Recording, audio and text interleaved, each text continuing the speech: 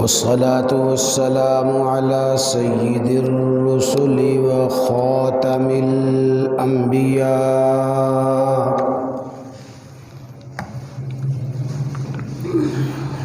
اللهم صل على روضة محمد في الرياض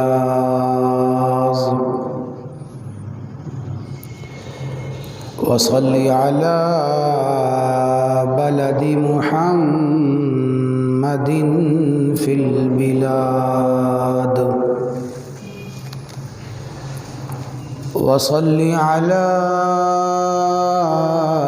قبر محمد في القبور وصل على روح محمد في الأرواح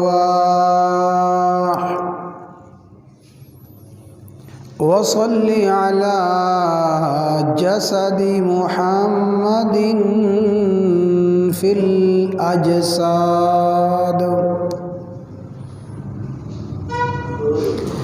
اللهم صل على سيدنا ومولانا محمد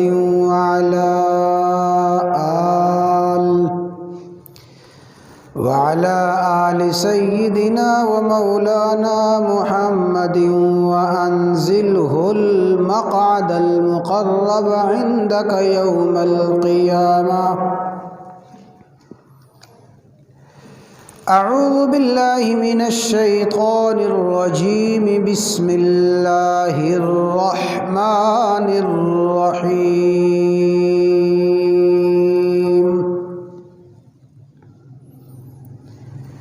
وإنك لعلى خلق عظيم صدقت يا رب العالمين إن الله وملائكته يصلون على النبي يا أيها الذين آمنوا صلوا عليه وسلموا تسليما تمام احباب درود شریف پڑھ لیں اللهم صل على محمد وعلى آل محمد كما صليت على إبراهيم وعلى آل إبراهيم إنك حميد مجيد اللهم بارك على محمد وعلى آل محمد كما باركت على إبراهيم وعلى آل إبراهيم إنك حميد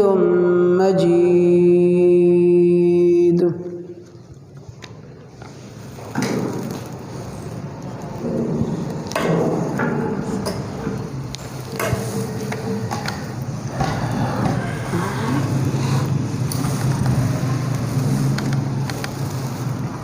بزرگان محترم،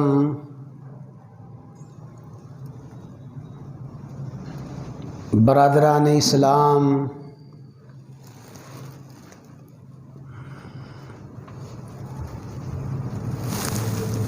اس وقت پوری دنیا میں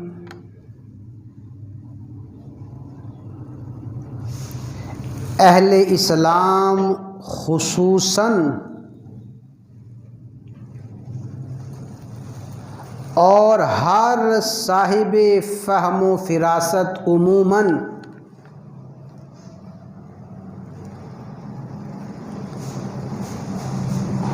کربناک افسوسناک صورتحال سے دوچار ہیں۔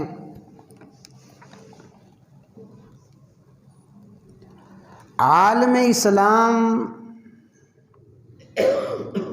رنجیدہ بھی ہے، مشتعل بھی ہے، اور ہر صاحب بصیرت، صاحب دانش اور صاحب عدل و انصاف احتجاج کنندہ بھی ہے اس ناپاک جسارت اور ناپاک حرکت پر جو فرانس کے صدر کی طرف سے اور وہ ناپاک جسارت فرانس میں سرکاری طور پر کی گئی۔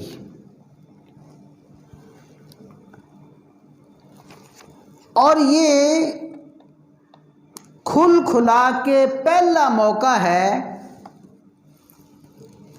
کہ کسی ملک نے سرکاری طور پر، ریاستی طور پر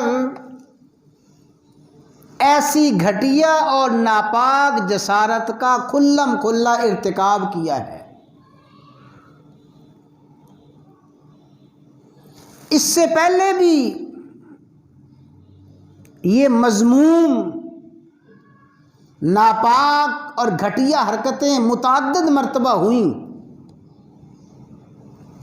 لیکن کسی بدبخت اخبار کے مالک کی طرف سے، کسی وحشی اور درندہ انسان کی طرف سے، کسی تنظیم کی طرف سے، یعنی وہ ناپاک جسارت اور گھٹیا حرکت عوام کی طرف سے، رعایا کی طرف سے ہوتی تھی۔ یہ پہلا موقع ہے کہ فرانس کے ملک نے سرکاری طور پر، ریاستی طور پر اس ناپاک حرکت کی کھلم کھلا حمایت بھی کی ہے، اور اس ناپاک حرکت کو مزید آگے پھیلانے کا اعلان کیا ہے۔ تو فرانس کے اس اقدام کی وجہ سے پورا عالم اسلام رنجیدہ بھی ہے، اشتعال کی حالت میں بھی ہے، اور میں بار بار عرض کر رہا ہوں، صرف مسلمان نہیں، ہر صاحب انصاف، ہر صاحب بصیرت اس حرکت پر احتجاج کر رہا ہے اور کرنا چاہیے۔ آج کے خطبہ میں میں اسی پس منظر پر اور فرانس کی اسی ناپاک اور گھٹیا جسارت پر اور ایسے خسیس اور کمینے لوگوں کی ذہنیت پر کچھ عرض کرنا چاہتا ہوں۔ اللہ تعالیٰ کچھ مقصد کی باتیں کہنے کی توفیق عطا فرمائے۔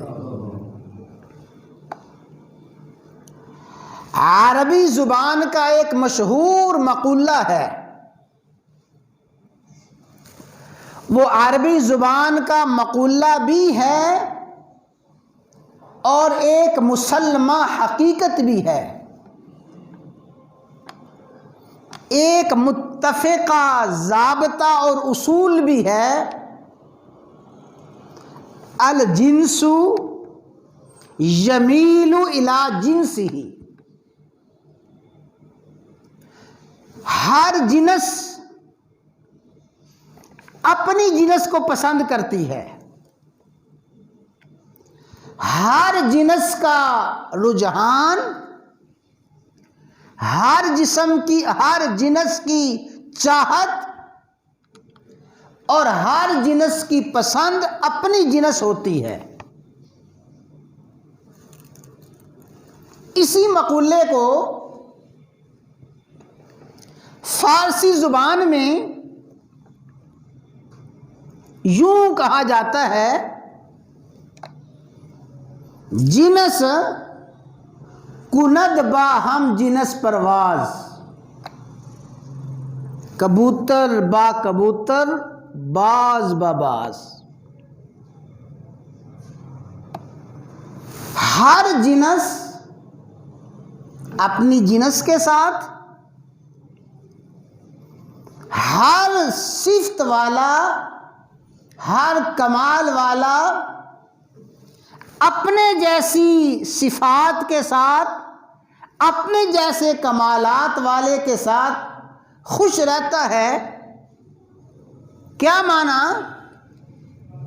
کہ سچا آدمی سچوں کو پسند کرتا ہے،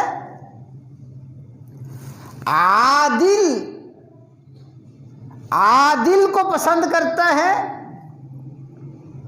رحم دل کو پسند کرتا ہے، شفقت والی طبیعت کو پسند کرتا ہے،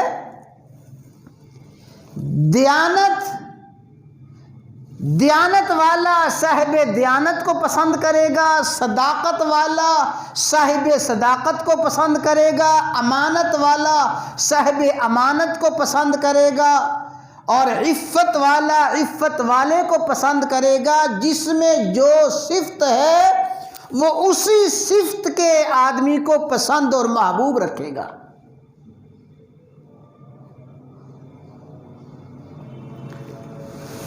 اور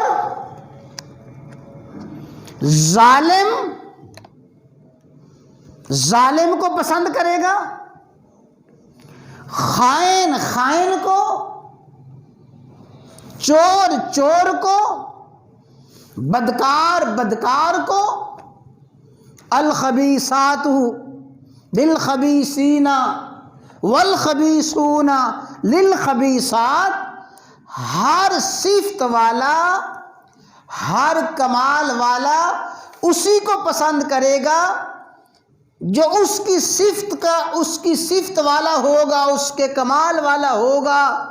اگر اس اصول کو، اس ضابطے کو ہم پوری دنیا کے سامنے رکھیں کہ دنیا والوں آؤ صفات حسنہ کے ساتھ محبت کرو، آؤ سچائی کے ساتھ محبت کرو، آؤ حق کے ساتھ محبت کرو، دیانت کے ساتھ محبت کرو، شرافت کے ساتھ محبت کرو، آؤ رحم دلی کے ساتھ محبت کرو، سچائی کے ساتھ محبت کرو۔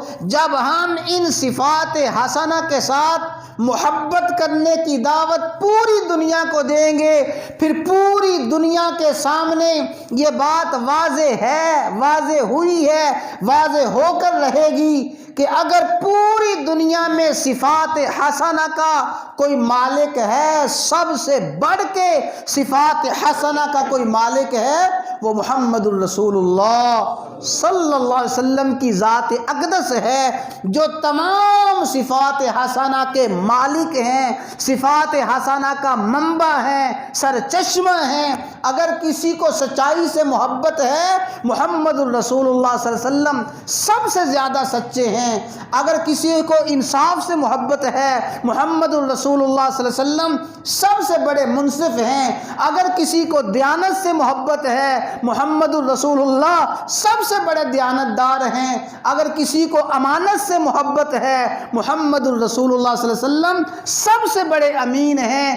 تو صفات حسنہ کے ساتھ محبت کا لازمی تقاضا یہ ہے کہ جو صفات حسنہ کا سب سے بڑا مالک ہے اس کے ساتھ محبت کی جائے۔ قرآن کریم کی جو آیت میں نے پڑھی ہے، اس آیت کو بڑی توجہ کے ساتھ سمجھیں۔ تمہید میں لمبی نہیں کرتا، اسی آیت پہ کچھ عرض کرنا چاہتا ہوں۔ صفات حسنہ، کمالات حسنہ، سیدنا و مولانا محمد الرسول اللہ، بھئی سب کہہ دیں صلی اللہ تعالی علیہ وسلم میں، نبی کریم صلی اللہ علیہ وسلم میں صفات حسنہ کس قدر ہیں؟ فرمایا وَإِنَّكَ لَعَلَىٰ خُلُقٍ عَظِيمٍ۔ اس کا معنی اور مفہوم سمجھیں گے تو انشاءاللہ ثم انشاءاللہ آپ کے دل و دماغ میں اور آپ کے علم میں ایک نئی بات آئے گی۔ عام طور پہ ہم اس کا معنی مفہوم یہی سمجھتے ہیں وَإِنَّكَ لَعَلَىٰ خُلُقٍ عَظِيمٍ کہ محمد الرسول اللہ صلی اللہ علیہ وسلم اعلیٰ اخلاق کے مالک ہیں۔ لَعَلَىٰ خُلُقٍ عَظِيمٍ آپ اعلیٰ اخلاق والے ہیں۔ حالانکہ جو الفاظ ہیں یہ الفاظ کا پورا مفہوم نہیں ہے، الفاظ کا پورا ترجمہ نہیں ہے۔ وَإِنَّكَ لَعَلَىٰ خُلُقٍ عَظِيمٍ اس کا صحیح مفہوم کیا ہے؟ اعلیٰ علو کے لیے آتا ہے، فوقیت کے لیے آتا ہے، بلندی کے لیے آتا ہے۔ اور اس کو سمجھنے کے لیے آپ عربی زبان کا وہ ضرب المثل سامنے رکھیں، فلان راکب علی الفرس، فلانا آدمی سواری کے اوپر ہے، فلانا آدمی سواری کے اوپر ہے۔ سواری کے اوپر ہونے کا کیا معنی؟ اس آدمی کے ہاتھ میں سواری کی باغ دوڑ ہے، جدھر چاہتا ہے سواری کو موڑ لیتا ہے، جدھر چاہتا ہے سواری کو چلا لیتا ہے۔ کیا معنی؟ سواری تابع ہے، سواری تابع ہے سوار کے، جب سواری کو چلائے سواری چل پڑے، جب روکے رک جائے، جہاں موڑے مڑ جائے، جس طرف اس کا رخ پھیرے پھر جائے۔ وَإِنَّكَ لَعَلَىٰ خُلُقٍ عَظِيمٍ اے محبوب آپ اخلاق حسنہ پہ ایسے فائق ہیں، ایسے اخلاق حسنہ پہ سوار ہیں، جدھر آپ چلیں گے اخلاق حسنہ ادھر ہی چل پڑے گا، جہاں آپ کھڑے ہوں گے اخلاق حسنہ وہیں پہ کھڑے ہو جائے گا، جہاں آپ روکیں گے اخلاق حسنہ وہیں رک جائے گا۔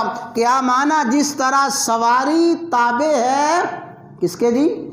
سواری تابع ہے سوار کے، اے محبوب وَإِنَّكَ لَعَلَىٰ خُلُقٍ عَظِيمٍ تمام اخلاق حسنہ آپ کے تابع ہیں۔ آدمی نیکی کرتا ہے، کیوں؟ اس لیے میں کر رہا ہوں کہ یہ نیکی ہے، میں اچھائی کر رہا ہوں یہ اچھائی ہے۔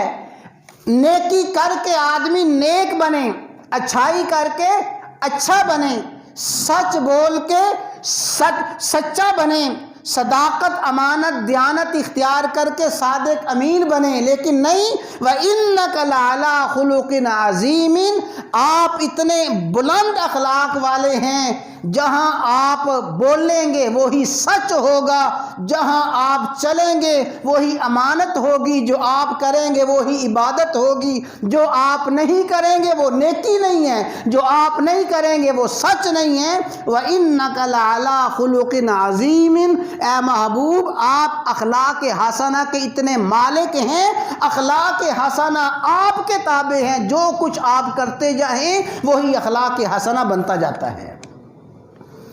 اب ذرا اس بات پہ مزید توجہ فرمائیں، رسول اللہ صلی اللہ علیہ وسلم جو کام کریں وہ نیکی، وہ عبادت، اور جو کام آپ چھوڑ دیں وہ نیکی نہیں ہے، عبادت نہیں ہے۔ آپ نے نماز پڑھی، منہ کر لیا بیت المقدس کی طرف، 17 یا 14 ماہ تک بیت المقدس کی طرف منہ کر کے نماز پڑھتے رہے۔ مجھے بتائیے اس دور میں اگر کوئی شخص بیت المقدس کی طرف منہ کرنے کی بجائے اپنا رخ خانہ کعبہ کی طرف کر لیتا، اس کی نماز ہو جاتی؟ نہ ہوتی، اس لیے کہ محبوب نے اپنا رخ بیت المقدس کی طرف کر لیا ہے۔ جو محبوب کر رہا ہے وہی اخلاق ہے، وہی نیکی ہے۔ اور جب آپ نے بیت المقدس کی بجائے حکم کے مطابق بیت المقدس کی بجائے آپ نے اپنا رخ کیا فولی وجہ کا شطر المسجد الحرام، مسجد حرام کی طرف آپ نے منہ کر لیا۔ اب کوئی شخص بیت المقدس کی طرف منہ کر کے نماز پڑھتا اور کہتا کہ میں نے تو نماز پڑھنی ہے، وہ نماز نہیں ہے، وہ عبادت نہیں ہے۔ کیا معنی لوگوں؟ نہ خانہ کعبہ مقصود ہے، نہ بیت المقدس مقصود ہے، نہ کوئی نماز مقصود ہے۔ اصل مقصود یہ ہے کہ میرا محبوب کیا کرتا ہے۔ جب خانہ کعبہ کی طرف منہ کرے، خانہ کعبہ کی طرف منہ کر لو، جب بیت المقدس کی طرف منہ کرے، بیت المقدس کی طرف منہ کر لو۔ سنو، رسول اللہ صلی اللہ علیہ وسلم نے نماز پڑھی اور امت کو کیا فرمایا؟ صلو کما رأیتمونی اصلی، جس طرح مجھے نماز پڑھتا ہوا دیکھتے ہو ایسے ہی نماز پڑھو۔ یعنی کیا؟ جو محبوب نے جیسے کیا ویسے کریں، نیکی۔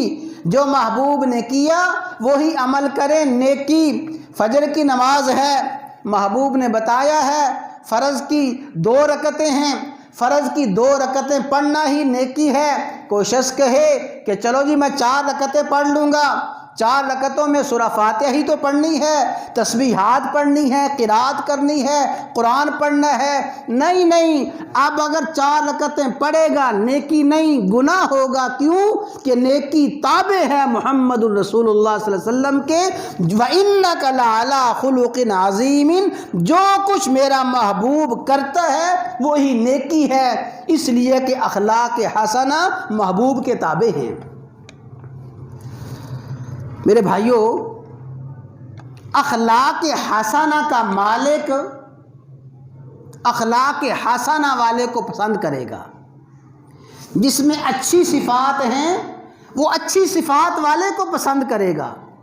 اور یہ اخلاق حسنہ اور صفات حسنہ کا سرچشمہ اور اخلاق حسنہ کا منبع یہ ہے، سارے ہی اس بات پہ متفق ہیں، اپنے بھی، پرائے بھی، دوست بھی، دشمن بھی، سبھی کہتے ہیں کہ امین اور صادق، سچا اور امانت دار اگر کوئی ہے، سچا اور امانت دار محمد الرسول اللہ صلی اللہ علیہ وسلم کی ذات اقدس ہے۔ آپ نے صفا پہاڑی پہ کھڑے ہو کے جب لوگوں سے پوچھا لبثت فیکم عمرا من قبلہ، لوگو میں نے اپنی عمر کا ایک طویل حصہ تمہارے اندر گزارا ہے، کیف وجدتمونی، مجھے یہ تو بتاؤ تم نے مجھے کیسا پایا۔ میرا بچپن تمہارے سامنے، میرا لڑکپن تمہارے سامنے، میری جوانی تمہارے سامنے ہے، اور میرا غصہ اور میری محبت تمہارے سامنے ہے، میری خلوت جلوت سے تم واقف ہو، میرے شب و روز سے تم واقف ہو۔ کیف وجدتمونی، لوگو تم مجھے بتاؤ تم نے مجھے کیسا پایا ہے۔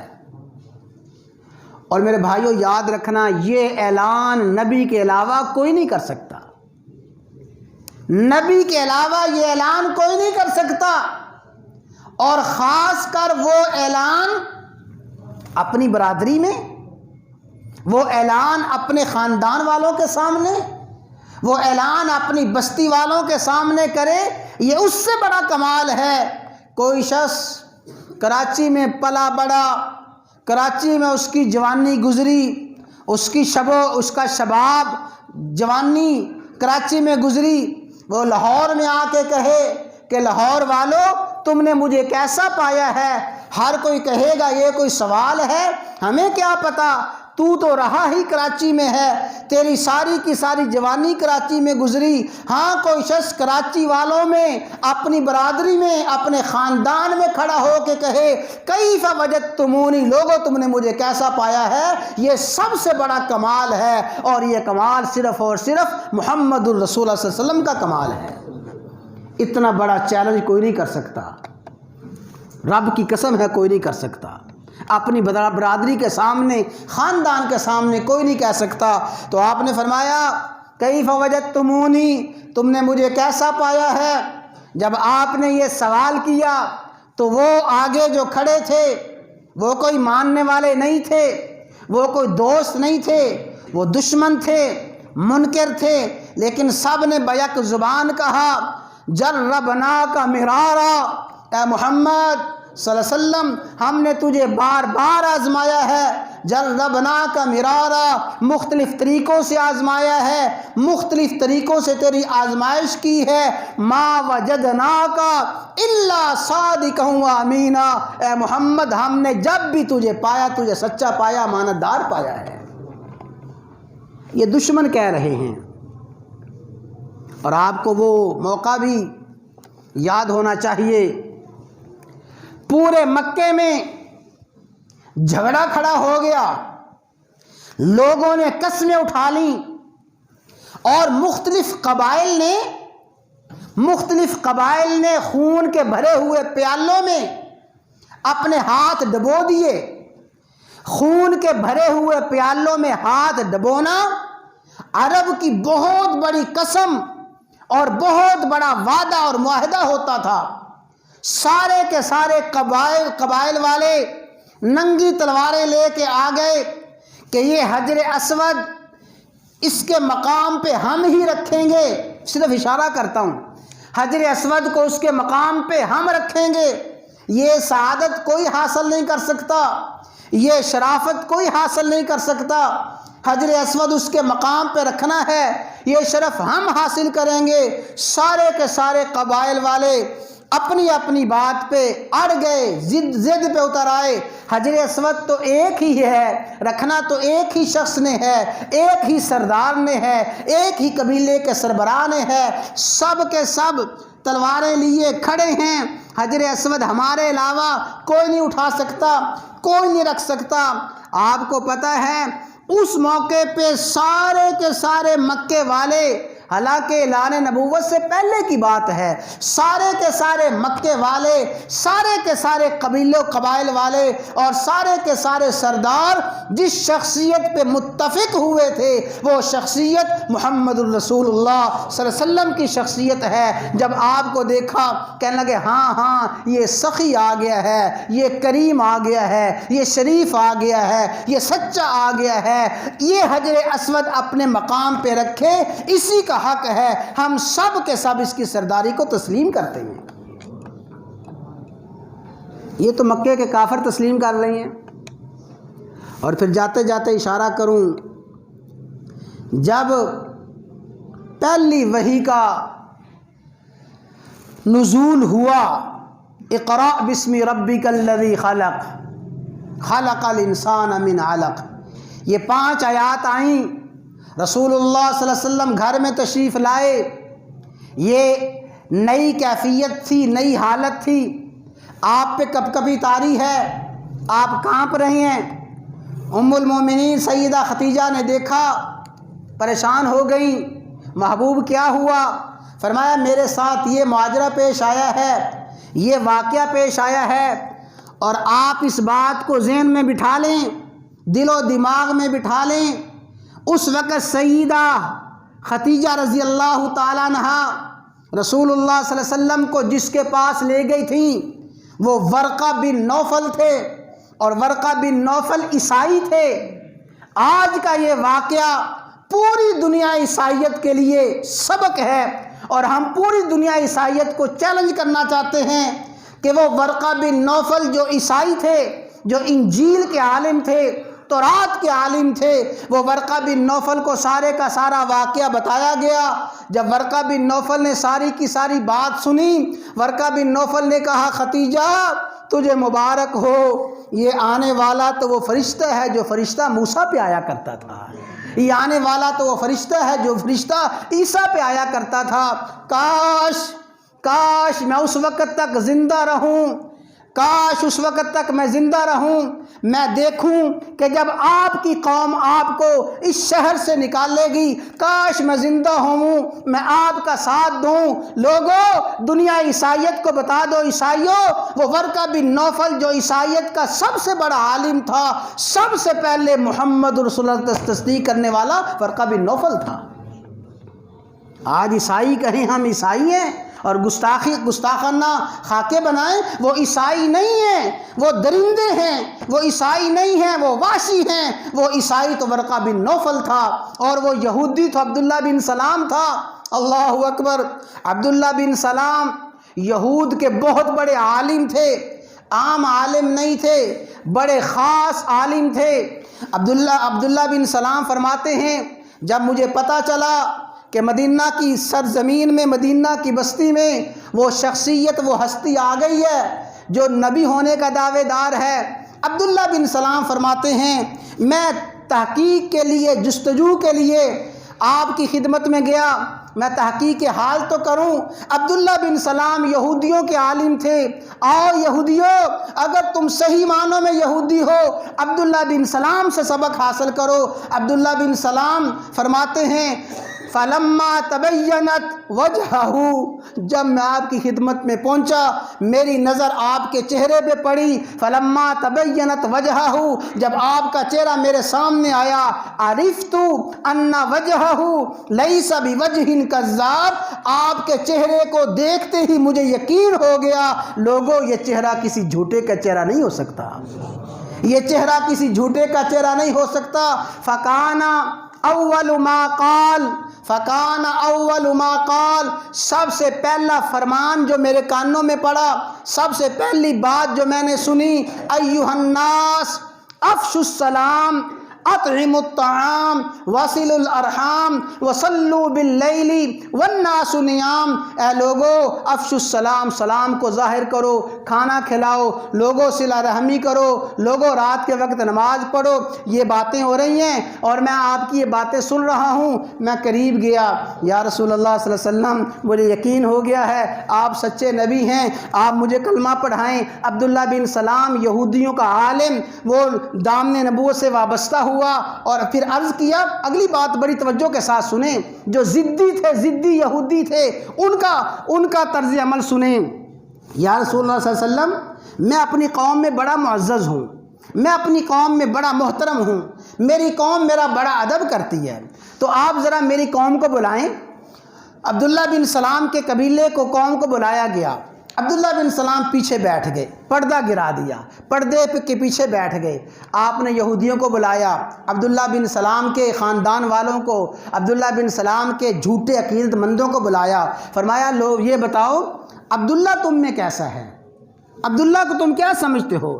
کہنے لگے عبداللہ خیر وابن الخیر سیدنا وابن سیدنا، عبداللہ تو اتنا اچھا ہے، اس کا باپ بھی اتنا اچھا تھا، عبداللہ بڑا سردار ہے ہمارا، اس کا باپ بڑا سردار تھا، عبداللہ خیر وابن خیر اور سیدنا وابن سیدنا۔